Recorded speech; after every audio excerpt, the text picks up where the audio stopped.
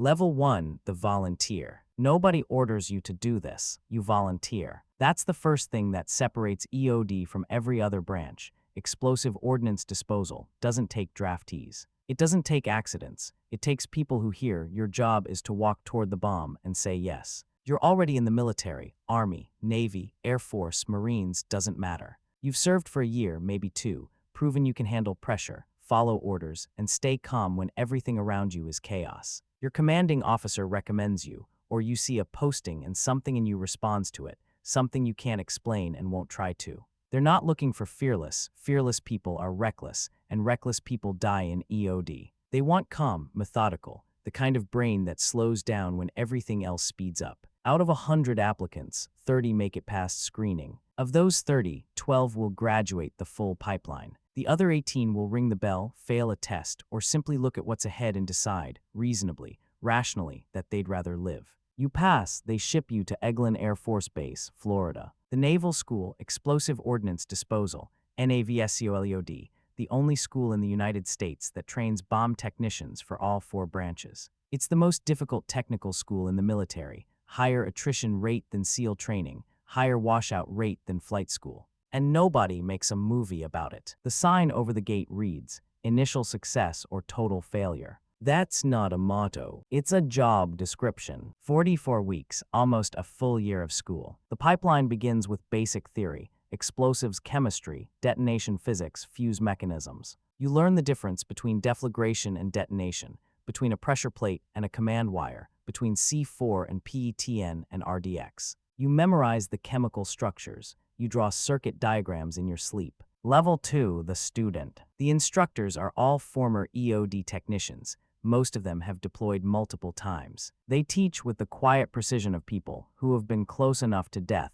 to see its face. Week 6, demolitions. They hand you a block of C4 and a detonator and tell you to build a charge. You crimp the blasting cap onto the detonation cord with a pair of pliers. Your hands shake. The instructor watches. Steady, he says. The explosive doesn't care if you're nervous. It only cares if you make a mistake. You press the detonator. The charge goes off, a controlled explosion that throws dirt 30 feet into the air. The concussion hits your chest like a fist. You feel it in your teeth. Week 15, ordnance recognition. They show you every bomb, mine, grenade, rocket, missile, and improvised device cataloged in the U.S. military's database. You learn to identify a Soviet-era PMN anti-personnel mine by the shape of its pressure plate, a Chinese Type 72 by the color of its plastic casing.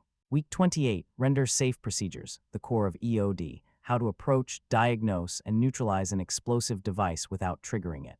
The final exam is a long walk in a bomb suit, alone. 80 pounds of Kevlar and ceramic plate wrapped around your body, a helmet that weighs 20 pounds and limits your vision to a narrow rectangle. Your own breathing echoes inside the helmet, so loud it drowns out everything else. You reach the device, you kneel, you begin the procedure. If you make an error, a wrong cut, a wrong sequence, a smoke charge detonates. You die, you're recycled to the previous phase. You don't make an error, you render the device safe, you walk back. They pin a badge on your chest, the EOD crab, a bomb with lightning bolts and a wreath, the only badge in the US military that's the same across all 4 branches. You earned it, the basic version, the first of 3. Level 3, the team member. Your first assignment, you deploy to a base in the Middle East. 45 degrees Celsius in the shade. The air smells like diesel fuel and baked dust. You're assigned to a 3-person EOD team, a team leader, a senior tech, and you. The team leader has been here twice before.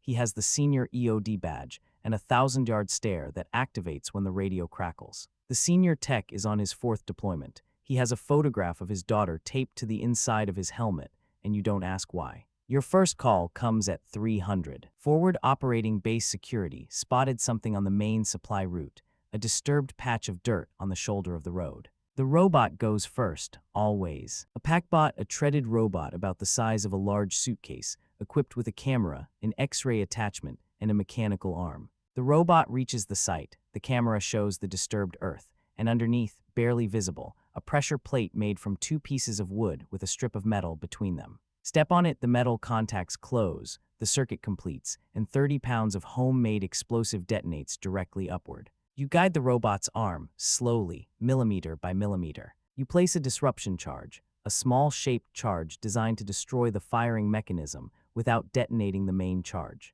You back the robot away, you press the button. A sharp crack, dust cloud, the screen vibrates. When it clears, the pressure plate is in pieces. The main charge didn't detonate. You send the robot back in to verify. Clear. The team leader looks at you. Good work. 2 words, that's it. The most praise you'll ever get in EOD. Because good work means nobody died. And in this job, that's the highest compliment there is. Level 4, the long walk. Your 9th call in 3 weeks. This one is different. The robot can't reach the device, wedged under the engine block of a civilian vehicle on a narrow market street. Buildings on both sides. The road is too narrow for the PackBot to navigate. The team leader looks at you, then at the bomb suit hanging on the rack in the truck. You both know what this means. Someone has to walk. You suit up 80 pounds distributed across your torso, legs, and head, the cooling system activated. In theory, it keeps you from overheating. In practice, you start sweating within 60 seconds. You step out of the vehicle. The street is empty, evacuated, but you can see faces in upper-story windows watching you walk toward the thing they're hiding from. You carry a hook-end line set, a disruptor, and a toolkit total weight with the suit, over 100 pounds. The walk is 120 meters. It takes 6 minutes. Every step is deliberate. You scan the ground for secondary devices. The second bomb planted specifically to kill the person who comes to disarm the first. This is the signature of a sophisticated bomb maker. They don't just build a bomb, they build a trap. You reach the vehicle, you kneel, your visor fogs, you wipe it with a gloved hand. Through the narrow field of vision you can see the device, 2 yellow jugs of homemade explosive, a detonation cord running to a Nokia phone taped to the dashboard. The bomb maker calls the number, the phone vibrates, the circuit closes, the bomb detonates, simple, effective, lethal. You place the disruptor, a water bottle charge that fires a jet of water at high velocity to sever the detonation cord without triggering the main charge. You back away 20 meters. You fire the disruptor remotely. A sharp hiss, then nothing. You wait 30 seconds, a minute, no detonation. You walk back in, the cord is severed, the device is inert.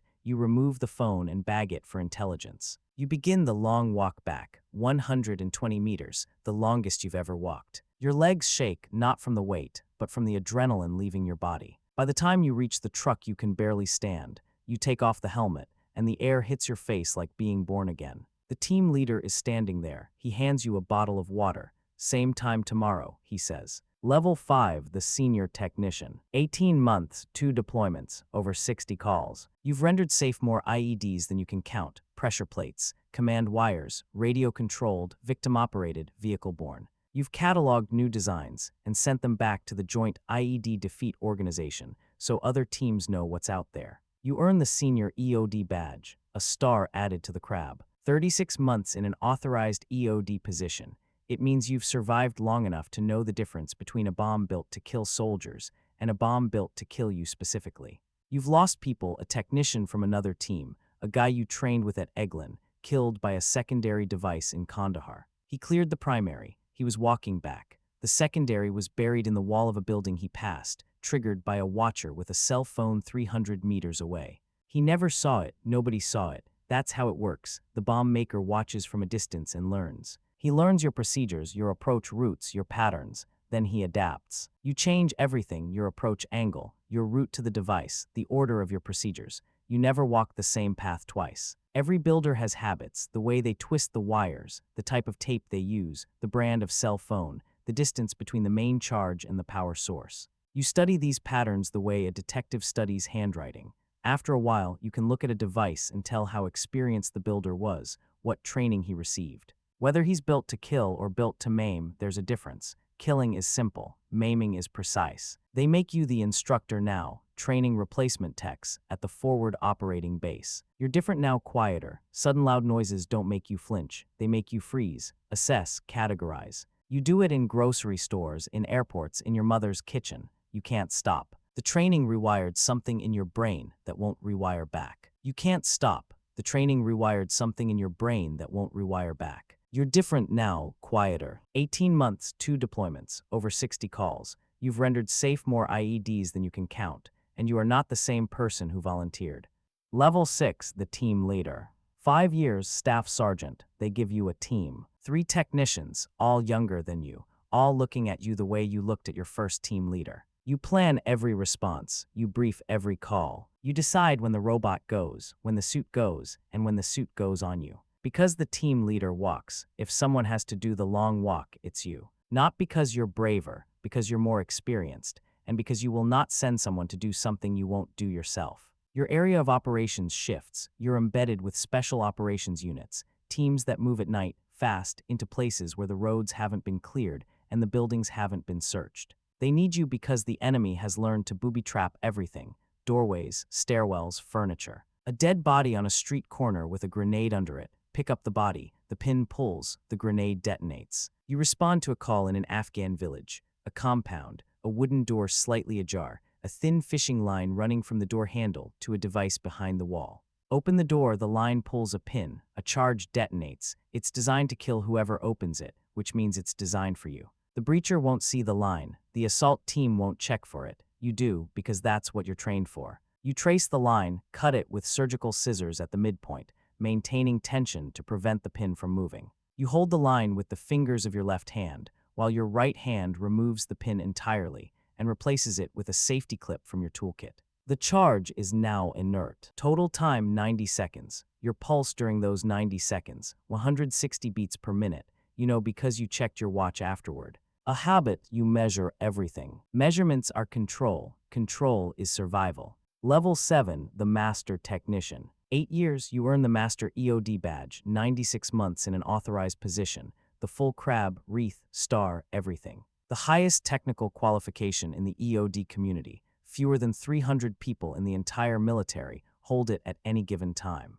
They send you to the FBI Hazardous Devices School at Redstone Arsenal, Alabama, a joint military law enforcement facility. You train with the FBI, ATF, and Secret Service bomb squads, domestic terrorism, mail bombs, vehicle-borne IEDs in American cities. Military EOD and law enforcement bomb disposal share the same roots but different priorities. In combat, speed matters. In law enforcement, evidence matters. You lead a weapons intelligence team. Your job isn't just to disarm bombs anymore, it's to understand them. You collect device components from the field and reconstruct them in a lab, piecing together wires, circuit boards, explosive residue like a puzzle. Where did the detonators come from? Which country manufactured the ball bearings used as shrapnel? What cell network is the trigger phone registered to? This intelligence goes up, way up, to JIEDDO, to the Pentagon, to the National Security Council. Your forensic analysis of a single pressure plate from a road in Helmand Province contributes to a classified briefing that the President of the United States reads, "You'll never know this, but it happened." You're also the person they call when nobody else can figure it out, a device that doesn't match any known render-safe procedure. A new design from a bomb maker who's innovating faster than the manuals can keep up. You arrive, you assess, and you improvise. No manual, no checklist. Just your training, your experience, and the absolute certainty that if you don't solve this puzzle in the next 45 minutes, someone dies. You arrive, you assess, and you improvise. 8 years, the full crab, fewer than 300 people. And nobody makes a movie about it. Level 8, the operations chief. 12 years, sergeant first class. They pull you from the field. Not because you're done, because you're too valuable to lose. One experienced Master EOD technician represents over a decade of institutional knowledge that cannot be replaced. You've survived what most don't. You become the operations sergeant for an EOD battalion, responsible for planning and coordinating every EOD mission in your area of operations. You manage 12 teams across hundreds of square miles of contested territory. You allocate resources. You prioritize calls. You decide which team goes where and how fast. This is where the math gets cruel. You have 12 teams and 37 calls in a single day. Some are confirmed IEDs. Some are suspicious objects that are probably nothing: a bag of trash, a dead animal, a pile of debris. But probably nothing has killed EOD technicians before.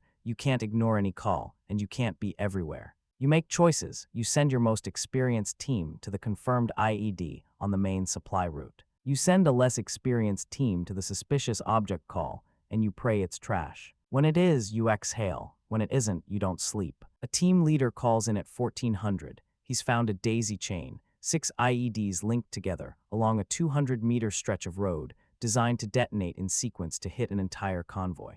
The bomb maker spent weeks setting this up. Your team leader needs guidance. You talk him through it over the radio, step by step, for 4 hours. You can hear his breathing in the suit over the comms, heavy, controlled, the breathing of a man who's doing the hardest thing a human can do, thinking clearly while death is 6 inches from his fingers. He clears all 6. You close your eyes. You don't thank God. You're not sure God has anything to do with EOD. You thank the training. The training is God. You write letters, award recommendations, after-action reports. And sometimes the letter you dread most, the one that begins, it is with deepest regret. You've written three letters to 3 families, 3 technicians who didn't come home. You remember each one by the specific device that killed them, not by the date, not by the location, by the bomb. The devices are more permanent in your memory than the faces that disturbs you. But you don't stop. You can't. There are teams in the field right now, walking toward the next one. Level 9, the commander. 18 years, Master Sergeant. They offer you command of an EOD company. You don't touch bombs anymore. You manage the people who touch bombs. You select them, you train them, you evaluate them. And when they come home, if they come home, you evaluate them again. Because the person who walks back from the long walk is not the same person who started it.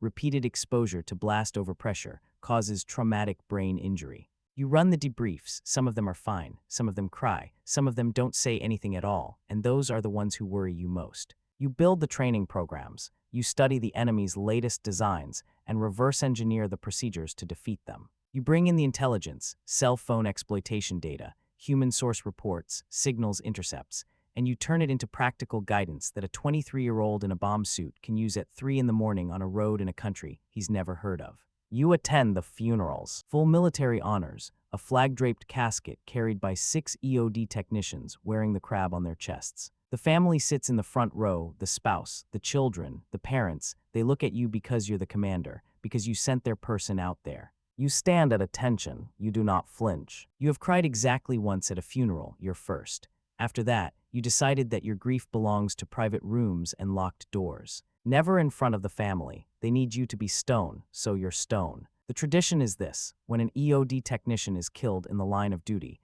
his or her team members place their EOD badges face down on the casket during the ceremony. Face down because the mission is over. The badge has been earned in the fullest possible way. This gesture exists only in EOD. No other community does it. You watch it happen, and it breaks something in you that will never fully repair. Level 10, the last walk. 20+ years, you retire, or you try to. The military gives you a ceremony. They list your deployments, your renders safe, your awards, numbers on a page. 312. That's how many IEDs you personally rendered safe across 4 deployments. 312 times, you walked toward the thing that was built to kill you. 312 times you knelt in the dust, put your hands on a device that wanted to explode, and convinced it not to. They don't give you a statue. They give you a shadow box. Your badge is behind glass. Basic, senior, master. 3 versions of the same crab, each one representing years of survival. You hang it on the wall of your apartment,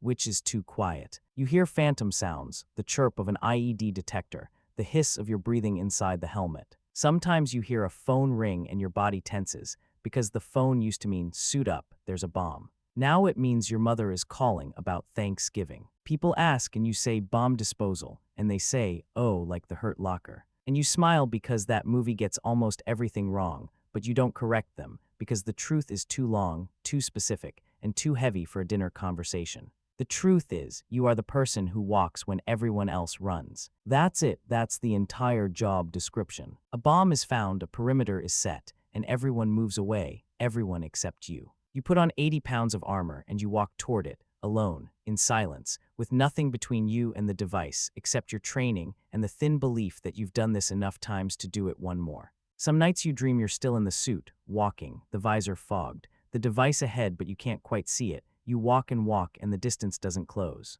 You wake up, your sheets are soaked. You sit on the edge of the bed and breathe. A retired EOD technician once said, bomb disposal is 99% boredom and 1% sheer terror. That's what they tell people. The truth is closer to this. It's 99% control, and 1% accepting that control will not save you. The device doesn't care about your training. It doesn't care about your badge. It doesn't care about your family. It is a machine built to convert energy into destruction, and your job is to stand in its way and say, not today. You said it 312 times, and 312 times it listened. You look at the shadow box on the wall, the crab, 3 versions of the same badge. You remember the sign above the gate at Eglin, initial success or total failure. You succeeded every time. That's why you're here. You close the box, you turn off the light. And for the first time in 20 years, you try to learn how to walk away from the thing you've been walking toward your entire life. The cycle begins.